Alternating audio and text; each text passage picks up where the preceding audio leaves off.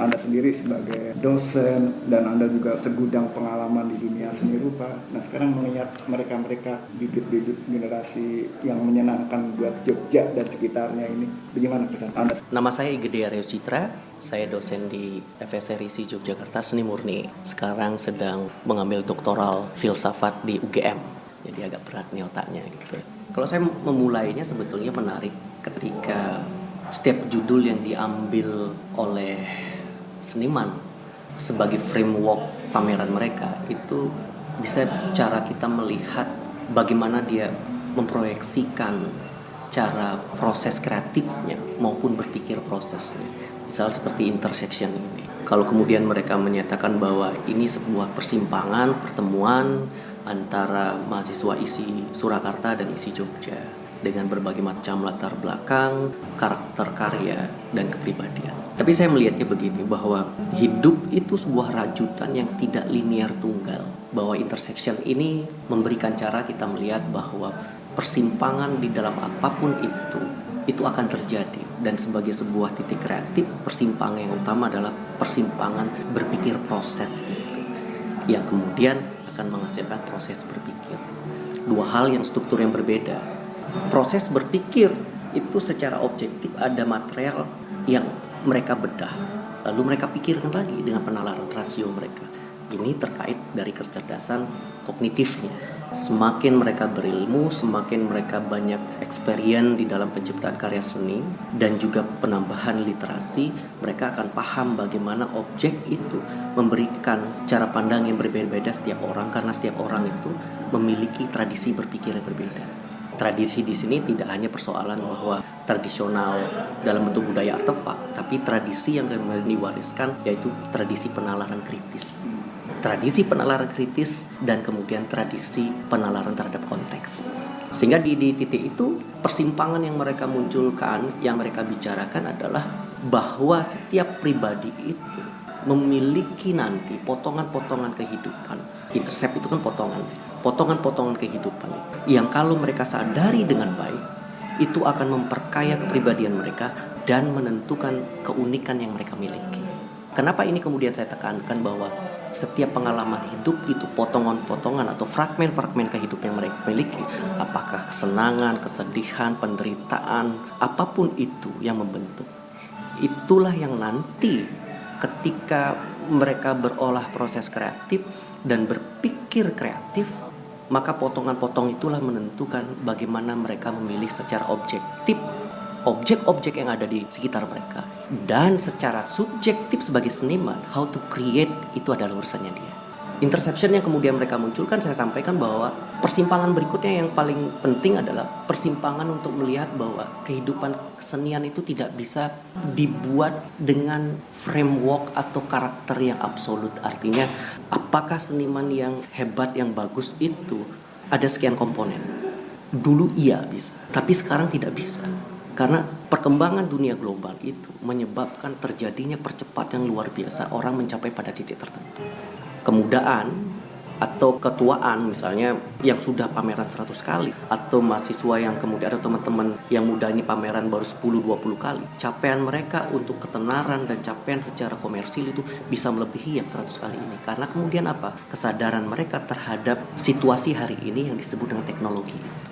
Di zaman kita nggak ada. Orang untuk mencapai atau mengenali artistik objek tertentu, dia harus lihat di katalog, main ke studio-studio seniman senior yang baru pulang dari luar negeri, kita lihat katalognya, atau membuka lembaran-lembaran yang ada di perpustakaan. Sekarang mereka duduk, layar HP itu, algoritmanya tinggal ketik itu. Landscape keluar semua, surrealistik keluar semua, realis keluar semua, pop art keluar semua itu. Gangguannya sangat luar biasa. Kalau mereka mengatakan itu menjadi gangguan ketika mereka belum menemukan apa itu nilai objektif dan subjektif dirinya. Kalau kemudian mereka terjebak bahwa lukisan atau sebagai pelukis itu totally subjektif, itu sangat berbahaya. Tetapi di dalam dunia akademik, subjektif dan objektif itu tidak bisa dilepaskan. Objektif adalah proses observasi awal. Ketika dia mengamati apapun betul-betul secara penginderaan, itu harus terserap dengan baik. Gunung ya begitu gunung, tubuh manusia ya begini, warna primer, sekunder, tersier ya begitu. Tetapi begitu semua itu mengalami proses metamorfosis yang disebut sublimasi, pilihan metafornya, personifikasinya, simbol dan perlambangnya, itu haruslah totali subjektif. Karena kenapa? Dia harus memanggil yang disebut dengan fragmen-fragmen yang terpecah-pecah dalam dirinya menjadi satu kesatuan simbol. Disitulah seniman itu menjadi unik.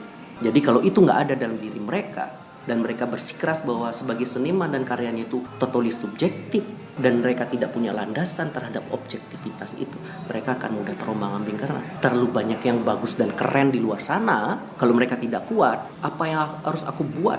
Semua kebagusan, semua kekerenan, semua keunikan itu sudah dieksplor oleh jutaan seniman yang ada di dunia ini. Nah, interception ini, perempatan atau kemudian pertigaan dan sebagainya, itu hanya benda. Tetapi yang menjadikan itu ada ketika manusia bergerak.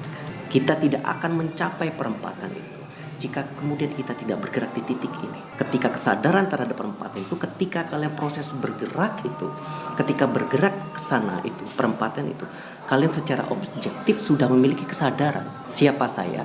Kekuatan material saya apa, kemampuan saya apa. Ketika kalian mencapai perempatan, kalian sadar. Hati-hati ngebut karena perempatan, hati-hati pelan juga karena lagi pada ngebut. Jadi perempatan itu akan ada ketika kalian bergerak pada satu titik dan titik itu. Di titik itu bukanlah titik yang terakhir, karena setiap perempatan ada tikungan.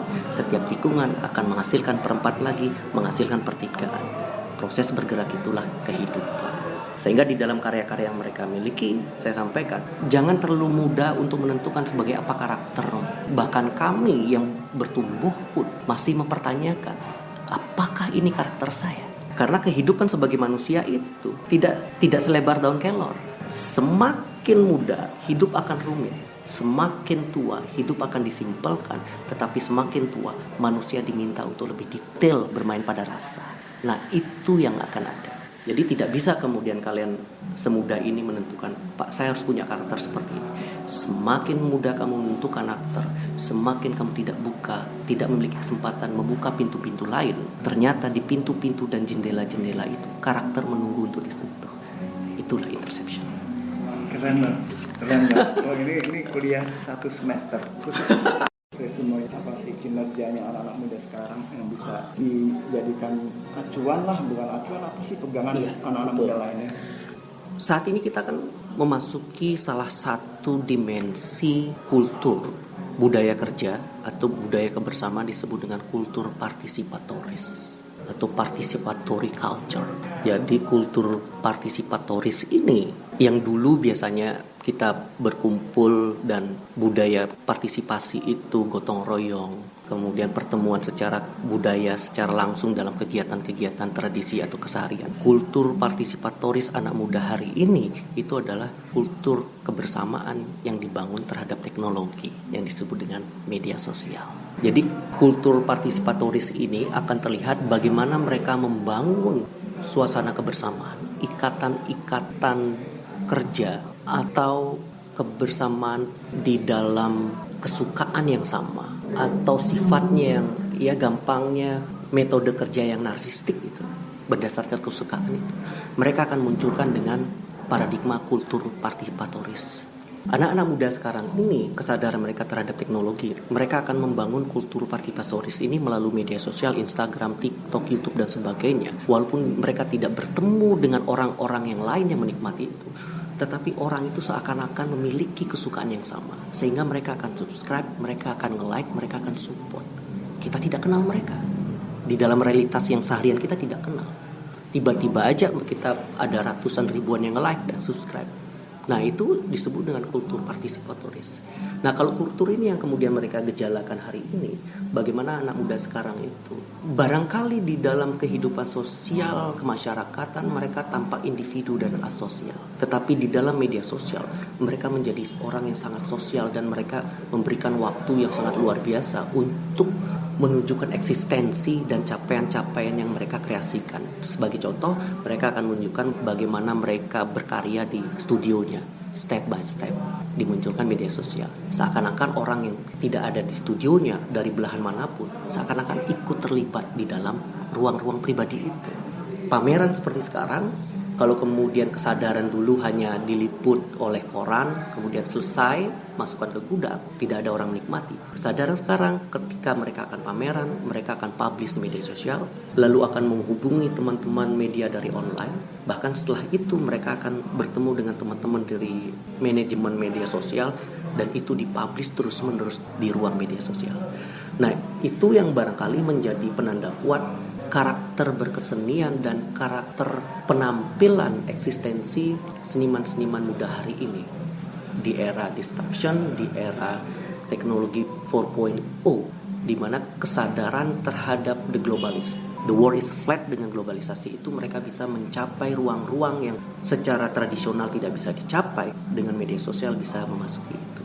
Disitulah yang kemudian kita bisa pelajari bagaimana anak muda hari ini kesadaran media sosial itu membutuhkan investasi yang luar biasa untuk menandai dan mencari perhatian yang jauh lebih rumit daripada kita dulu, karena mereka ada di dalam dunia percepatan.